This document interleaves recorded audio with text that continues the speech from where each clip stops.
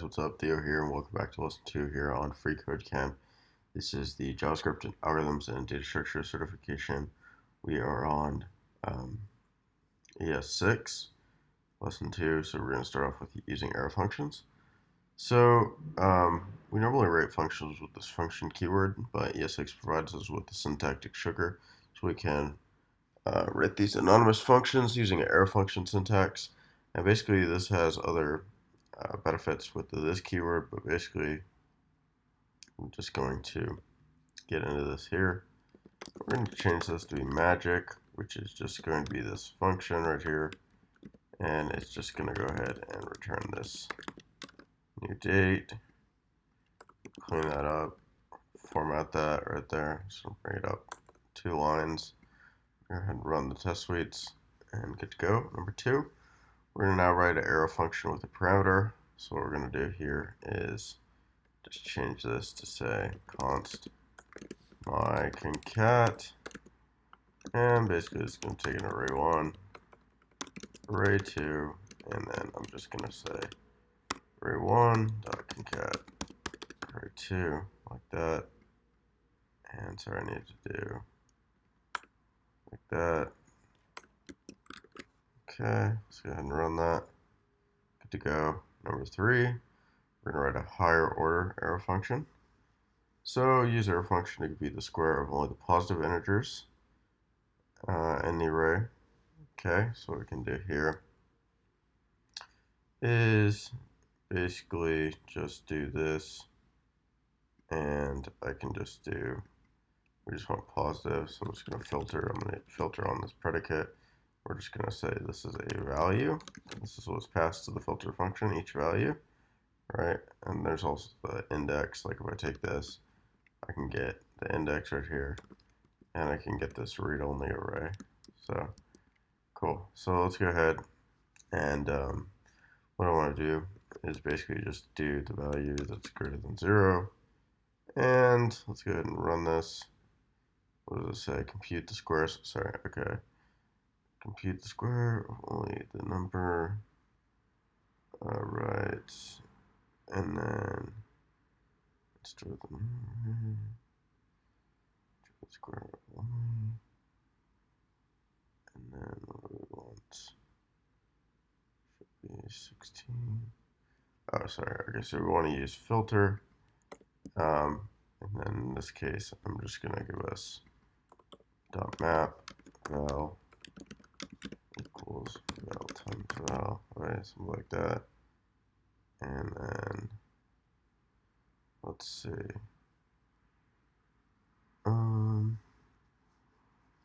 Let's see. Val is greater than 0. Val. And then I just need to do. Let me see. 0.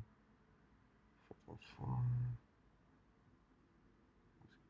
0. That should work. Let me see. Dot map val. Let me just take a look right here and see what's going on.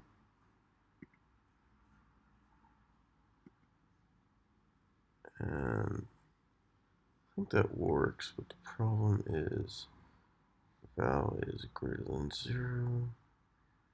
I think what we want is, oh, okay, so we want number dot is integer. Probably like that. I think we can use that. And then, let's see. Dot is integer. What can I use to get that?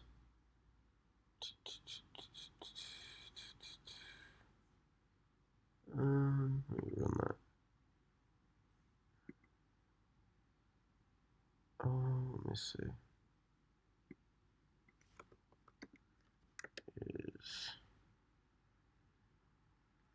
I do.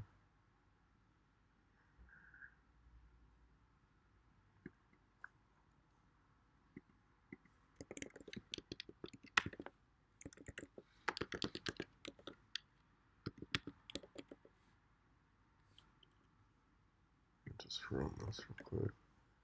Number dot is integer. is integer value, value. I think we just do this and run that, and then let's see, value is equal to 0 and number that is integer value. Let's go ahead and run that. Sorry, and we need to do this on that, and then there we go. Cool. All right, so again, now we're on, I think, sorry, I lost my place. I think we're on number 1, 2, 3, 4 set default parameters. Cool. So modify that function increment by adding default parameters. So we'll add 1 to number if value is not specified. So basically, I'm just going to give this a 1 right here. Run that, and good to go. Finally, we're on number 5. Use the rest operator. So basically, we can use this rest operator that instead of using the arguments keyword, we'll sort of sum up all of our args, or the last args in the list, into an array. So what we can do here is that use the rest operator works the same way with any number of parameters. And what I can just do is just change this to args, and then I can go ahead and get rid of that. And then I can run that to go. That's it, guys, for lesson 2. Next up, we'll be looking at using the spread operator to evaluate arrays in place. So if you guys enjoyed this video, make sure to like, comment, subscribe. If you did, go check out the courses in the description box that I recommend for React and JavaScript. And as always, thanks for watching. Take care. See you guys in the next video.